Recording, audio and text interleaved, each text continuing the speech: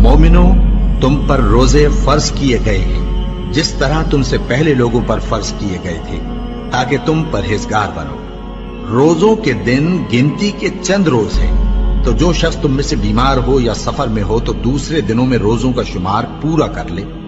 और जो लोग रोजा रखने की ताकत रखें लेकिन रखें नहीं, वो रोजे के बदले मोहताज को खाना खिला दें। और जो कोई अपनी मर्जी से ज्यादा नेकी करे तो उसके हक में ज्यादा अच्छा है। और अगर समझो तो रोजा रखना ही तुम्हारे हक में बेहतर है। रोजों का महीना रमजान का महीना है, जिसमें कुरान अव्वल नाजिल हुआ, जो लोगों का रहनुमा है और जिसमें हिदायत की खुली निशानियां हैं और जो हक व बातिल को अलग अलग करने वाला है। तो जो कोई तुम में से इस महीने में मौजूद हो, चाहिए कि पूरे महीने के रोजे रखे, और जो बीमार हो या सफर में हो तो दूसरे दिनों में रोजे रखकर उनका शुमार पूरा कर ले। अल्लाह तुम्हारे हक में आसानी चाहता है और सख्ती नहीं चाहता।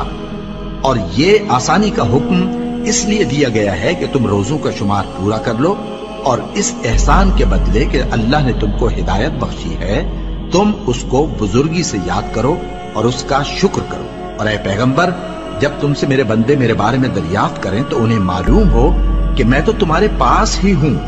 जब कोई पुकारने वाला मुझे पुकारता है तो मैं उसकी दुआ कबूल करता हूं। तो उनको चाहिए कि मेरे हुक्मों को माने और मुझ पर ईमान रखें, ताकि नेक रास्ता पाएं। रोजों की रातों में तुम्हारे लिए अपनी औरतों के पास जाना जायज कर दिया गया है। वो तुम्हारी पोशाक हैं और तुम उनकी पोशाक हो। अल्लाह को मालूम है कि तुम उनके पास जाने से अपने हक में खयानत करते थे, सो उसने तुम पर मेहरबानी की और तुम्हारी हरकत से दरगुजर फरमाई। तो अब तुमको इख्तियार है कि उनसे मुबाशरत करो। और अल्लाह ने जो चीज तुम्हारे लिए लिख रखी है, यानी औलाद, उसको अल्लाह से तलब करो और खाओ और पियो, यहां तक कि सुबह की सफेद धारी रात की सियाह धारी से अलग नजर आने लगे। फिर रोजा रखकर रात तक पूरा करो।